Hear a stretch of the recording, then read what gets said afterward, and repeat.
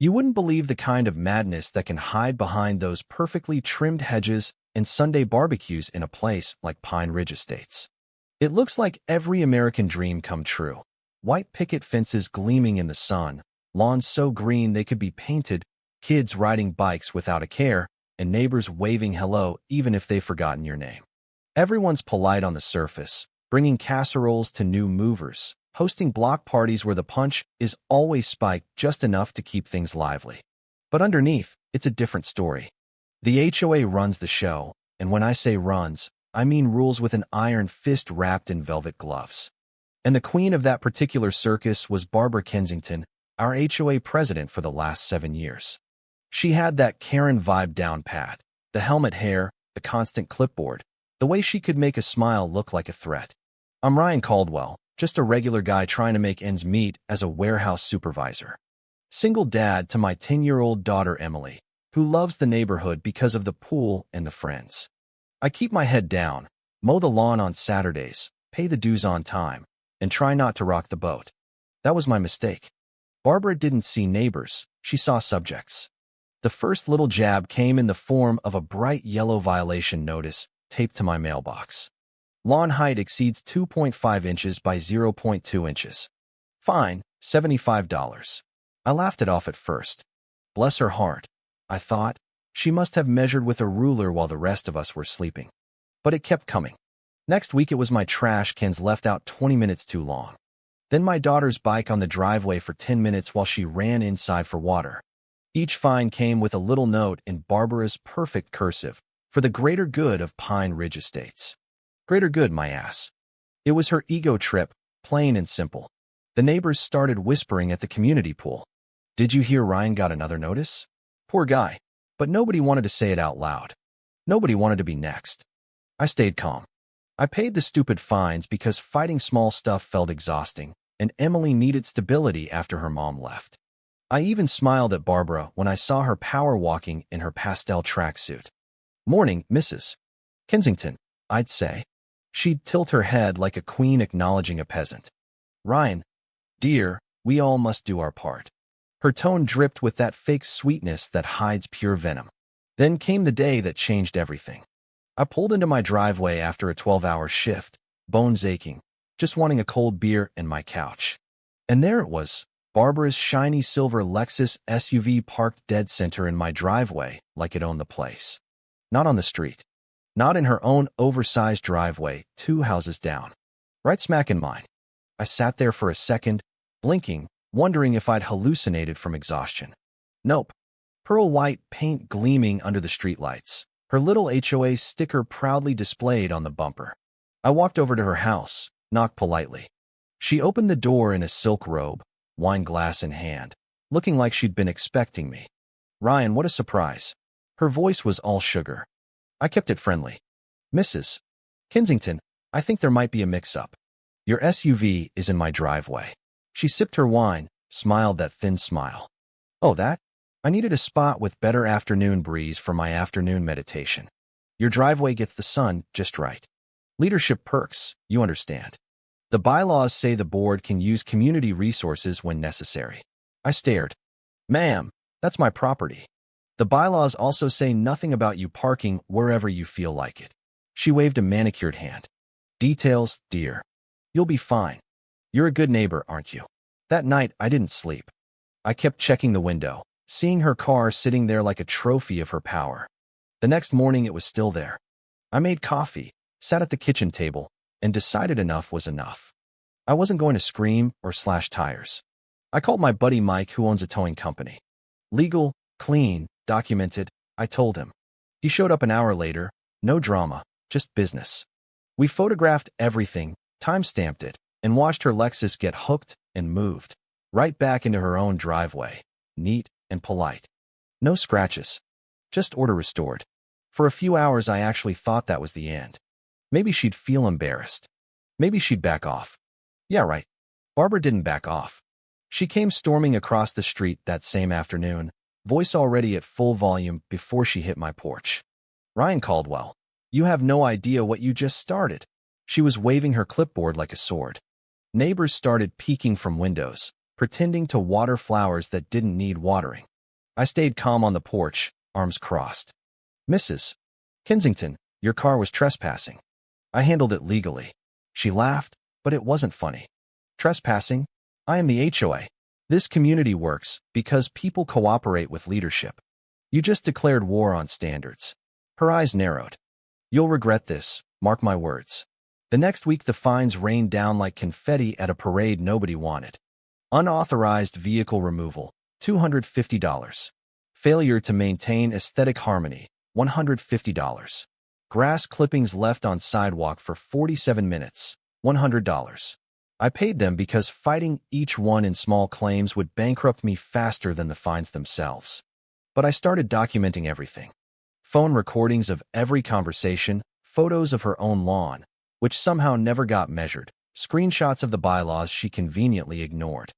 I wasn't angry yet. I was patient. Emily asked why Mommy Barbara was mad at us. I told her some grown-ups forget how to share. The neighborhood turned weird. At the monthly block party, people who used to slap me on the back now gave awkward nods. Heard about the driveway thing. One guy muttered while flipping burgers. Barbara's been telling everyone you're a troublemaker. Another mom pulled me aside near the kiddie pool. Ryan, just apologize. She's making life hell for the Johnsons too, but they're keeping quiet. I smiled politely. Appreciate the advice, but I'm not the one who parked in someone else's driveway. Barbara escalated the gossip. At the HOA meeting she chaired like a queen on her throne, she brought up certain residents undermining community values. Everyone knew it was me. She smiled at the crowd. We must protect our standards, friends, or chaos wins. I raised my hand calmly. Mrs. Kensington, the bylaws say fines must be voted on by the board, not just you. And Section 4.2 prohibits personal use of resident property. She blinked, then recovered with that fake laugh. Orion, always the lawyer. We're a family here. The room chuckled nervously. But I saw a couple people shifting in their seats, uncomfortable. Inside I was seething, but I kept collecting. I installed a cheap security camera pointed at my driveway. For insurance, I told the HOA form. Barbara didn't know I was also quietly talking to old Mrs. Thompson, the retired treasurer who'd quit the board last year. She whispered over coffee one morning. That woman has been playing God too long. You watch yourself. I nodded. I wasn't exploding. I was preparing. The tension built like a summer storm you can feel in your bones. Emily started getting teased at school about her dad fighting the HOA witch. I held her while she cried and promised it would pass. Meanwhile, Barbara's Lexus showed up in other driveways. Always leadership needs.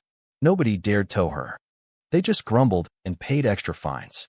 The perfect suburb was cracking, and everyone pretended the cracks weren't there while smiling for the 4th of July photos. I kept my mouth shut in public, but every night I reviewed my folder of evidence. Photos, videos, emails I'd politely requested under open records. Something was off with the HOA bank statements, little transfers that didn't add up. I didn't have the full picture yet, but I knew it was coming. The HOA meeting that changed everything happened on a sticky August evening. The community center smelled like burnt coffee and desperation. Barbara sat at the head table in her power blazer, clipboard shining under fluorescent lights. She opened with her usual speech about upholding excellence. Then she dropped the bomb. We have a resident who continues to defy standards. Ryan Caldwell's repeated violations require stronger enforcement. The room went quiet. I stood up slowly. Mrs. Kensington, before we vote on any new fines, I have a few questions. I projected my phone onto the screen, the bylaws highlighted. Section 7.3 says no board member may use resident property without written consent. Yet your vehicle has been documented in 3 different driveways this month. Gasps rippled. Barbara's face tightened. Those were emergencies. I smiled thinly. And Section 12.1 prohibits using HOA funds for personal projects. Yet the bank records show $8,400 transferred last quarter to landscaping services that somehow paid for your new backyard patio and pool expansion, the one that violates the setback rules by 12 feet. The room exploded in whispers. Mrs. Thompson stood up beside me, voice steady. I kept copies when I quit. Barbara approved her own variances while fining everyone else. She's been skimming dues for years. Barbara's smile cracked. This is slander. Lies from disgruntled people. But the projector kept rolling, photos of her illegal gazebo, receipts with her signature. I stayed calm. I'm not here to fight. I'm here to ask the board to follow its own rules. For the first time, Barbara looked small. Her hands shook on the clipboard. You think you're clever, Ryan? You have no idea what real power looks like. She adjourned the meeting early, storming out while neighbors stared. That night my phone blew up with texts from people suddenly brave. Thank you for saying it. I've been afraid for years. But I knew she wasn't done. The next morning her Lexus was back in my driveway again, this time with a new note under the wiper. Final warning. I documented it, called my lawyer, and waited. The twist had landed. The Queen was exposed as the biggest rule breaker of all. But instead of backing down, Barbara doubled the crazy. She started calling emergency board sessions that were just her ranting on speakerphone. Neighbors told me she was spreading rumors I was dangerous, that I threatened her. Emily came home crying again because some kid said her dad was getting the house condemned. I hugged her and said, "We're fixing this the right way." Inside I was furious, but the evidence folder was now thick enough to choke a lawyer. The community split. Half still feared her. The other half started quietly supporting me with more photos, more receipts. Barbara's mask was slipping, and you could see the panic underneath the perfect makeup. She began driving by my house slowly at night, staring. The tension was thick enough to taste. I knew the real storm was coming, and I made sure my cameras were rolling 24/7. The bulldozer showed up on a bright Saturday morning when the whole neighborhood was outside enjoying the sun. I was in the garage organizing tools when I heard the rumble first, deep, mechanical, wrong for our quiet street. I stepped out and froze. A massive yellow bulldozer was rolling up my driveway, blade lowered like a weapon. And behind the controls, wearing sunglasses and a determined scowl, sat Barbara Kensington. She didn't even pause. The engine roared as she slammed the blade straight into the side of my old reliable pickup truck. Metal screamed. Glass exploded in a shower of diamonds across the concrete. Neighbors poured out of houses, phones up, filming. Kids stopped biking. Someone screamed. I ran forward waving my arms. "Barbara, stop. What the hell are you doing?" She leaned out, voice amplified over the engine. "This is enforcement, Ryan. Your truck is a violation of visual standards. I'm correcting the problem the board approved." Another slam. The truck frame twisted like tinfoil. I pulled my phone and started recording, voice steady even though my hands shook.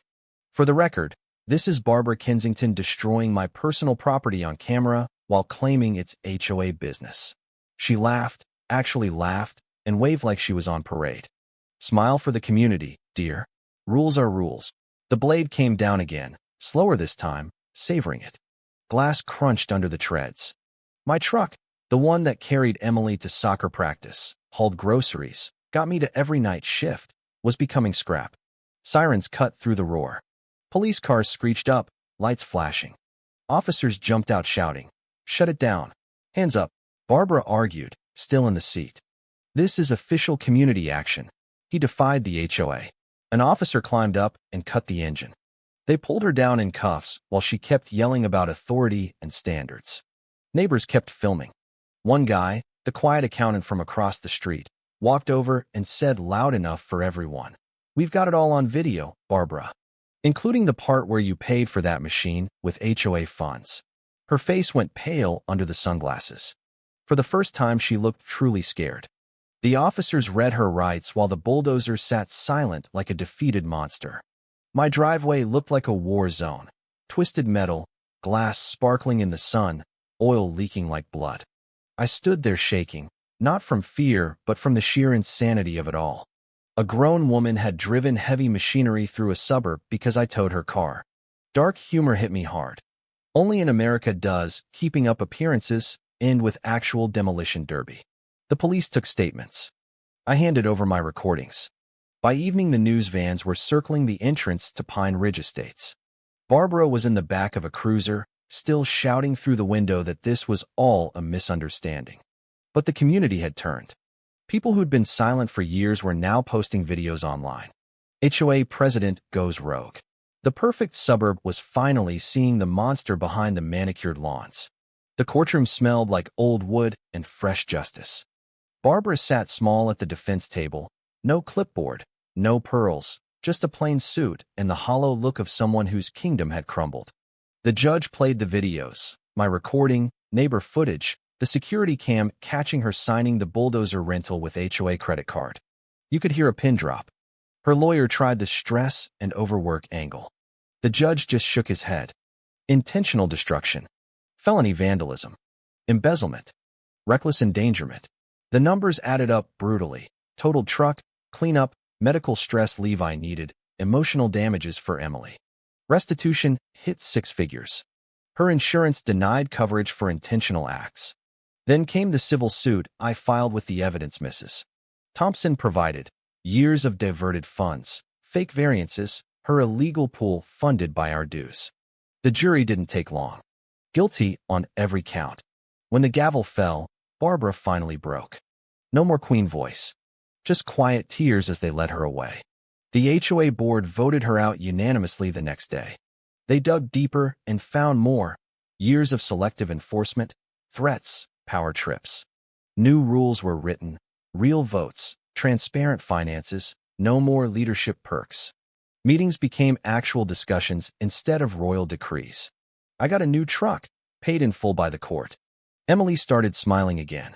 Neighbors who once avoided me now stopped by with beers and apologies. We should have spoken up sooner.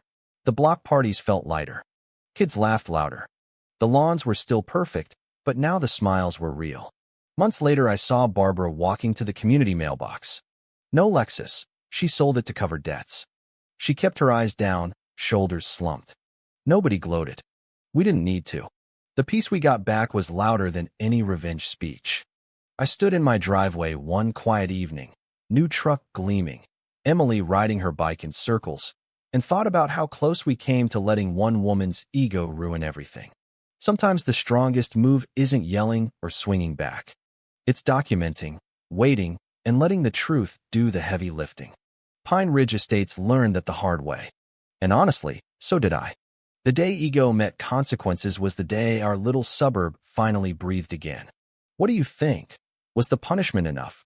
Or should HOAs have even more oversight? Drop your own Karen stories below. I read every one.